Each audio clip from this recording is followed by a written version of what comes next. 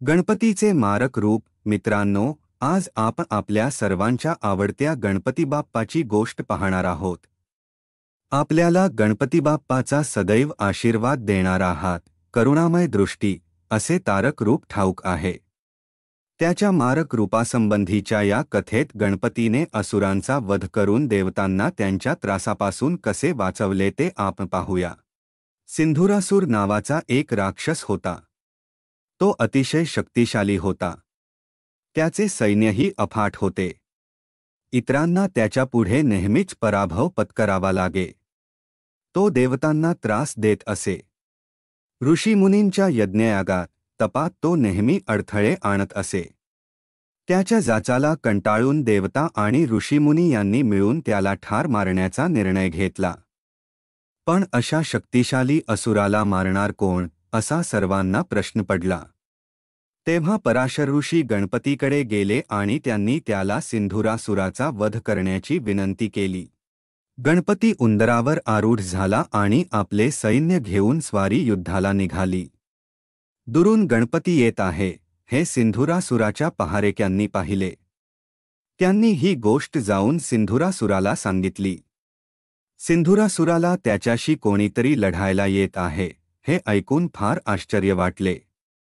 गणपतीसारखा छोटासा बालक माझ्याशी लढणार, या विचाराने त्याला हसू आले. एवढ्यात गणपती त्याच्यासमोर येऊन उभा ठाकला.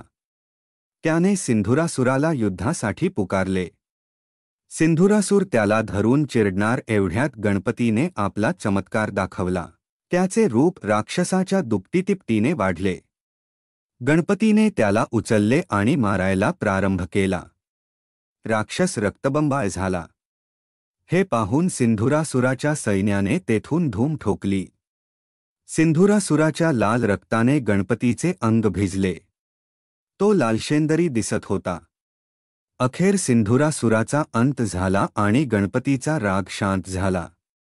शक्तिशाली सिंधुरासुरावर बालगणपतीने विजय मिळवला, हे पाहून सर्व देवतांना त्याचे कौतुक वाटले. त्यांनी त्याचा जयजयकार केला. असाच एक अंगलासूर नावाचा दुष्ट राक्षस होता. तोही सिंधुरासुराप्रमाणे सर्वांना त्रास देत असे. अंगलासूर तोंडातून आग फेकत असे. त्याच्या दृष्टीस जे जे पडे, तो ते जाळून टाके. त्याच्या डोळ्यांतून आगीच्या ज्वाळा बाहेर पडत. तोंडातून धुराचे लोट उसळत. सर्वांना त्याची फार भीती वाटत असे. अंगलासुराने अशी अनेक जंगले जाळली होती. शेतातली पिके, जनावरे, पशुपक्षी, माणसे यांना जाळून तो त्यांची राख करी. अनेक राक्षसांना गणपतीने मारले आहे, हे अंगलासुराला ठाऊक होते. त्याला गणपतीचा सूड घ्यायचा होता. गणेशाचा वध करायचा होता, म्हणून तो त्याच्या शोधात होता. पण गणपती त्याच्या हाती लागत नव्हता. एके दिवशी श्री गणेशाने आपले छोटे रूप पालटले.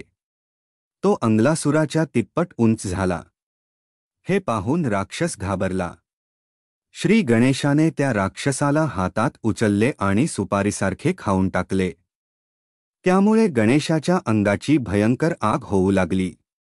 ती आग न्यून करण्यासाठी सर्व देवता आणि ऋषीमुनी यांनी त्याला दूर्वा वाहिल्या. दूर्वांनी आग थांबली आणि गणपती शांत झाला. पुढे गणेशाने विघ्नासूर या राक्षसाचाही नाश केला, म्हणून त्याचे विघ्नेश्वर हे नाव पडले. तर मित्रांनो, आजच्या गोष्टी कशा वाटल्या? आवडल्या असतील तर लाईक आणि सबस्क्राईब नक्की करा. धन्यवाद.